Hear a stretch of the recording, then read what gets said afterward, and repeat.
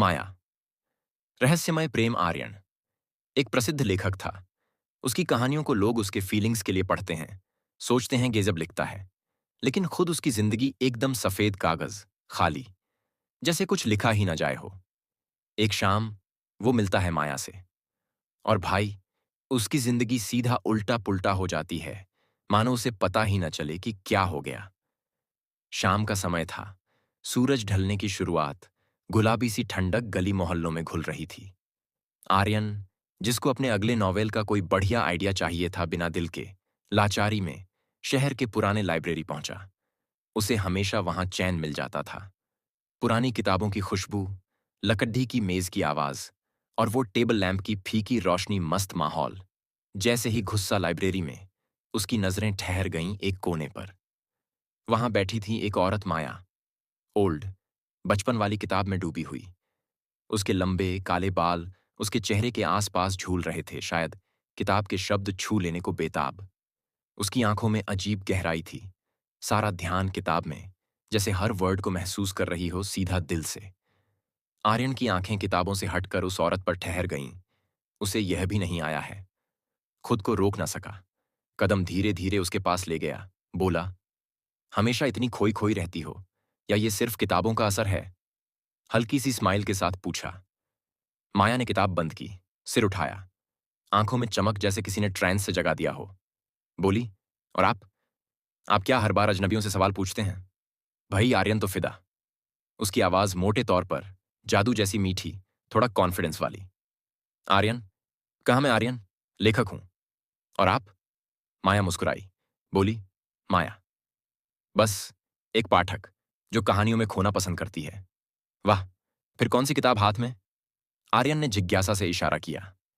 माया ने किताब को हल्के से थपथपाते हुए कहा, पुरानी किताब है, लगता है किसी ने बरसों से खोली भी नहीं, मगर इसमें जो शब्द हैं वो बस मुझे खींच लाए। आर्यन को समझ आ गया कि वो बात करती है तो उसमें एक तरह की गहराई है। बोला, वैसे कसम से तुम्हारी बातें बिल्कुल किसी कविते जैसी लगती हैं। कभी कुछ लिखा? माया हंस पद्धति, शब्द मेरे दोस्त हैं, लेकिन अभी तक कागज पर नहीं उतारे। लगता है उनकी कहानी बनने के लिए किसी का इंतजार कर रही हूं। आर्यन को लगा, यार वो माया नहीं, मानो कोई अधूरी कविता है जिसने अपनी लाइनें अब तक छुपा रखी हैं। पुस्तकालय में बढ़ती नजदीकियां, बातचीतें लंबी होती गईं। टॉपिक्स अजीब अजीब, किताबें, किस्से, पुरानी यादें। माया ने बताया कि उसे लाइब्रेरी की खामोशी, पुरानी दीवारों की खुशबू में सुकून मिलता है। आर्यन ने झट से नोट कर लिया, इस माया में तो कुछ है, कोई रहस्य, कुछ ऐसा जिसे छूना मुश्किल है। माया जब उठी जाने को, तो आर्यन ठेठ इंदौर वाले स्टाइल में बोला, फिर कब मिलोगी? माया पलटी, हंसी, अगर किस्मत चाहेगी तो शायद, और चली गई, जैसे दबे पांव हवाओं में घुल गई हो। रात को आर्यन ने पहली बार खुले मन से लिखना शुरू किया। पेन बिना पूछे शब्दों में माया को ढालने लगा। अब उसे खुद समझ नहीं आया कि वो माया है क्या, रहस्यमयी रीडर, कोई मिसिंग पीस, या फिर उसके दिमाग का कोई खेल। लाइब्रेरी की वो रात आर्यन के लिए एकदम नए चैप्टर की शुरुआत थी। दिल में वादा किया, माया के पीछे की सच्चाई जरूर पता करेगा, चाहे इसके लिए कितनी भी रातें बीत जाएं। तो क्या माया सचमुच लौटेगी, या यह सब एक इत्तेफाक था? अब कहानी थी सिर्फ आर्यन और उस रहस्य के बीच हल्की सी जंग सी। अब की बार आर्यन हर शाम लाइब्रेरी में जाता। लिखना अब रुक रुक के होता, दिमाग बार बार माया पर फोकस। फिर एक हफ्ते बाद माया आई, वही पुराना कोना। आर्यन मुस्कुराया, किस्मत ने फिर मिला दिया। माया ने किताब से सिर उठाया, बोली, शायद ये किस्मत कम, तुम्हारी जिद ज्यादा है। आर्यन हंसा, बिल्कुल है। जानना चाहता हूं कि तुम हो कौन। तुम्हारे शब्दों में पहेली है और मुझे हल करनी है। माया हंसते हुए, कुछ कहानियां सुलझाने के लिए नहीं होती, कुछ अधूरी ही सबसे ज्यादा खूबसूरत लगती हैं। आराम से दोनों की बातें और पर्सनल होती गईं, लेकिन माया हमेशा अपने बारे में अजनबी बनी रही। तुम यहां क्यों आती हो? आर्यन ने आखिर पूछ ही लिया। माया ठिठकने लगी, बोली, अब ये जानकर तुम्हें क्या मिलेगा?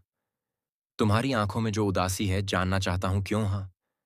माया चुप के बाद बोली, कभी कभी किताबें उनमें जवाब छुपा देती हैं जिन्हें पूछने से हम डरते हैं। मैं भी अपने जवाब ढूंढ रही हूं। आर्यन को समझ आ गया, कोई पुराना दर्द है। मगर खामोशी ही सही जवाब था, तो उसने ज्यादा कुछ नहीं कुरेदा। एक रात लाइब्रेरी बंद होते होते माया बोली, चलो आज कुछ अलहदा करें। क्या? आर्यन चौंका हुआ। माया कभी रात के सन्नाटे में शहर देखा है? उसकी खूबसूरती चुप्पी में भी कहानी छुपी होती हो। फिर दोनों निकल पड़े गली मोहल्लों में। माया हर छोटी चीज में कहानी है कहकर सब चीजों को ऐसे देखती जैसे हर स्ट्रीट लाइट में, हर पोस्टर में, हर आवारा कुत्ते में यूनिवर्स की बातें छुपी हों। आर्यन यार, तुम्हें इन सब में इतनी दिलचस्पी क्यों है? माया हर चीज में कहानी है, नजर चाहिए बस। अब आर्यन को लगा, ये लड़ी डीएच की आम नहीं, कुछ तो एक्स्ट्रा है। सुबह आर्यन भागा लाइब्रेरी माया से मिलने। माया नदारद। लाइब्रेरियन से पूछा, माया आई थी? लाइब्रेरियन, माया? यहां तो कोई उस नाम का आता ही नहीं। आर्यन एकदम झटका। तो माया थी कौन?